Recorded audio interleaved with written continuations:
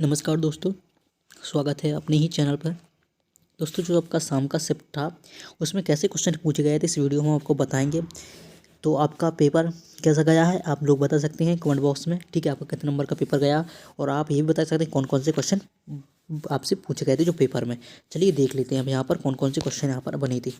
तो यहाँ पर दोस्तों एक आया था आपका क्रियात्मक अनुबंधन का प्रमुख कार्य क्या है।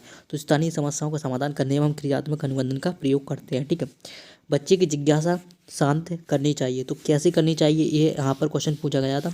तुरंत करनी चाहिए जब विद्यार्थी द्वारा जिज्ञासा की गई हो, और एक ऑप्शन था जब शिक्षक फुर्सत ना हो, या कुछ समय बाद, या फिर एक और ऑप्शन था वो पता नहीं। इस तरीके से क्वेश्चन पूछा गया था। ठीक है, अगला है यहाँ पर यदि एक विद्यार्थी विद्यालय में लगातार निम्न श्रेणी प्राप्त करता है तो उसके अभिभावक को उसकी सहायता हेतु परामर्श दिया जा सकता है। तो कैसा, वह अध्यापकों की घनिष्ठ संगति में कार्य करे। इस तरीके से यहाँ पर आपका एक क्वेश्चन था। ठीक है, अगले क्वेश्चन की तरफ बात करते हैं हम। यहाँ पर दिया गया है कि विद्यालय से विद्यार्थियों का भाग जाने का कारण क्या है। तो समस्या के प्रति शिक्षकों का निर्दय, यहाँ पर निर्दय अभिवृष्टि था। ठीक है, ध्यान ना देना, ये इसका था आंसर। ठीक है, अगला है अंतरिक्ष में जाने वाले पहले। तो फर्स्ट शिफ्ट से भी अंतरिक्ष से काफ़ी क्वेश्चन पूछे गए हैं। ठीक है, अंतरिक्ष में जाने वाले पहले कौन थे भारतीय, राकेश शर्मा थे। ठीक है, भारत की स्पेस एजेंसी का नाम क्या था। तो इसरो था। कब किया गया था, 15 अगस्त 1969 को इसका गठन किया गया था। ठीक है, रॉकेट मैन के नाम से कौन जाना जाता है। ठीक है, तो ये के7 जाने जाते हैं। ठीक है, अगला है हमारा भारत द्वारा निर्मित प्लेट कृत्रिम उपग्रह का नाम क्या है। तो भारत द्वारा जो आर्यभट्ट था 19 अप्रैल 1957 डेट हुई, आप ध्यान रखिएगा। आरबीआई ने किस रुपए के नोट पर आर्यभट्ट उपग्रह की तस्वीर छापी थी। तो 2 रुपए के नोट पर छापी थी। ठीक है, 2 रुपए के, यह ध्यान रखना। अगले बढ़ते हैं यहाँ पर भारत का पहला रिमोट सेंसिंग उपग्रह IRS का क्या नाम है। तो आपका इसका नाम है IRSIA। तो इसे भी ध्यान रखिएगा। ठीक है, यहाँ पर और कौन कौन से क्वेश्चन पूछे गए ये देख लेते हैं हम। समाजीकरण का क्या अर्थ होता है, ये पूछा गया है कि समाजीकरण तो समाज में समायोजित होना। फर्स्ट शिफ्ट में भी ये क्वेश्चन पूछा गया था। ठीक है, बालक का विकास की दिशा कैसी होती है। तो बालक की सिर से पैर की ओर होती है। ठीक है, सिर पहला होता है, इसके बाद पैर होता है। इस ये देख लेना। तूफान की अवस्था किसी का, किशोर अवस्था को।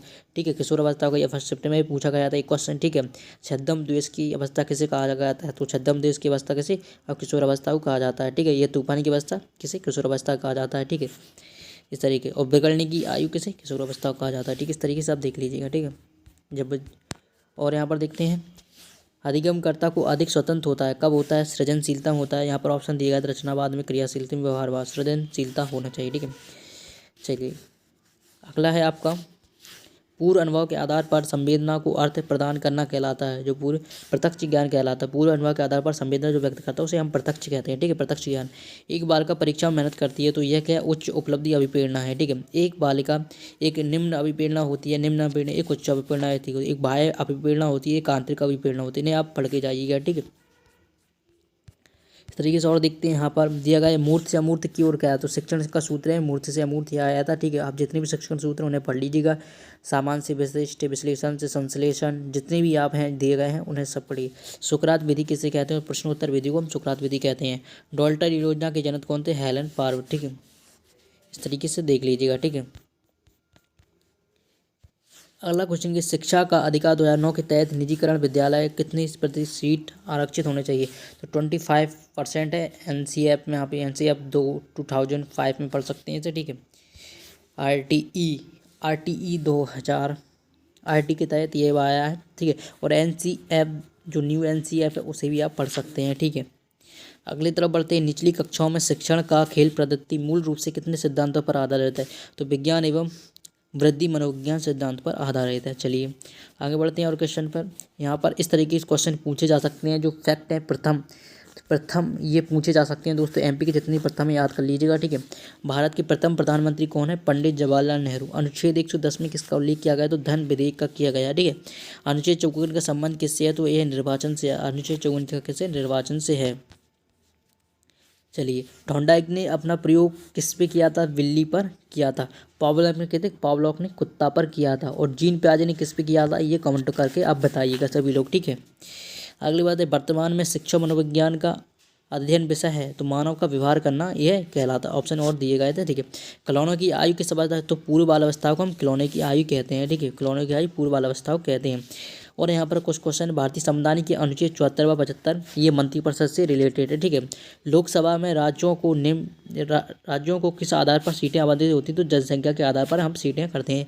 भारत में नई संसदीय समिति कब गठन की गई थी, तो 1991 में दी गई थी। तो आप सोच रहे हैं ये संविधान क्वेश्चन क्यों गए दोस्तों, ये संविधान हो सकता है ये आ जाए आपके यूपी टेट में, यहाँ से कई बार पूछे गए हैं, रीट में भी पूछे गए हैं, तो हो सकता है यहाँ पर अभी आपको देखने को मिल जाए। किस शासक का शासनकाल में बौद्ध धर्म का गमन हुआ था, तो अशोक के शासनकाल में हुआ था।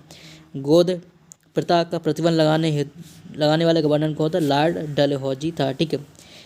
पंजाब के राजा रणजीत सिंह का कहाँ था राजधानी, कहाँ था जो आपकी राजधानी थी वो कहाँ थी, लाहौर थी, ठीक है। उज्जैन में कौन सी संधि है, तो उज्जैन में आपकी व्यंजन संधि है, ठीक है। चलिए और देख लेते हैं। यहाँ पर दिए गए हैं कि एक अध्यापक दृश्य श्रव्य शिक्षण सामग्री का प्रयोग अपने अध्यापन को कैसे करता है, रोचक बनाने के लिए करता है, ठीक है। दृश्य श्रव्य सामग्री होगी तो शिक्षण का रोचक हो जाता है, ठीक है। शिक्षक के समायोजन की प्राथमिक जिम्मेदारी होती है तो स्वयं शिक्षक होता है, ठीक है।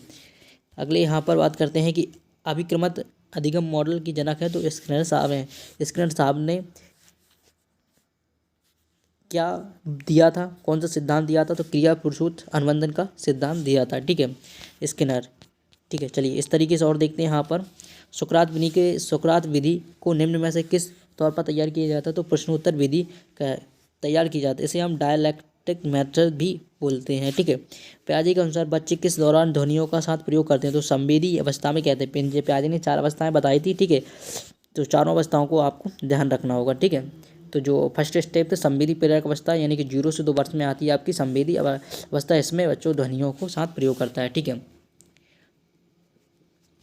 चलिए सक्रिय अधिगम के लिए अधिगम का प्रवेश क्यों महत्वपूर्ण है, ठीक है। सक्रिय अधिगम के लिए क्यों महत्वपूर्ण, तो सहयोग के माध्यम से ज्ञान विकसित करने के लिए है, ठीक है। किशोरावस्था में निम्न में से किस अवसाद का संकेत होने का संभावना है, तो मित्र समूह को बदलना। किशोरावस्था में मित्र समूह को बदलना एक हो सकता है, ठीक है। यहाँ पर मलयालम भाषा में सबसे पहले ज्ञानपीठ पुरस्कार कब दिया गया था, तो 1965 में दिया गया था। किसको दिया था, ये कमेंट बॉक्स में आप बताइएगा। मुख्य सूचना आयुक्त की नियुक्ति कौन करता है, तो राष्ट्रपति द्वारा की जाती है मुख्य सूचना आयुक्त की, ठीक है। एक समिति की सिफारिश पर होती है नियुक्ति, ठीक है, मुख्य सूचना आयुक्त की, ठीक है। तो इस तरीके से आपका हम क्वेश्चन बताए हैं। अगर वीडियो पसंद है वीडियो को लाइक कर दीजिएगा, ठीक है। पढ़ाने के लिए सबसे अच्छी विधि कौन सी है, तो प्रोजेक्ट विधि है आपकी, ठीक है, प्रोजेक्ट विधि, ठीक है। ये कौन ने दी थी, है आपकी सुकरात ने दी थी, ठीक है, सुकरात महोदय ने दी थी, ठीक है। यहाँ पर बच्चों में नैतिक विकास की 4 विशिष्ट अवस्थाएं पहचानी, तो कौन, प्याजे जी ने बताई थी। तो 4 अवस्थाएं कमेंट बॉक्स में बताइए कौन कौन सी हैं, ठीक है। विवेचना रहित विचार की अवस्था मानी गई है, तो ये 4 से 7 वर्ष मानी गई है, ठीक है। रॉबर्ट गैनी के अनुसार अधिगम का सबसे निम्न स्तर कौन सा है, ये पूछा गया है, ठीक है। निम्न स्तर कौन सा, रॉबर्ट गैनी का अधिगम का निम्न स्तर कौन सा है, इसका आंसर आपको कमेंट बॉक्स में देना है, ठीक है। और रॉबर्ट ने कितनी अवस्थाएं बताई हैं, ये भी आपको बताना है कमेंट बॉक्स में, ठीक है। और सबसे निचली अवस्था कौन सी है, यानी कि प्रथम बोला है, प्रथम अवस्था कौन सी है, आप कमेंट बॉक्स में बताना है। वीडियो पसंद है वीडियो को लाइक करिए, मिलते हैं नेक्स्ट वीडियो में, धन्यवाद।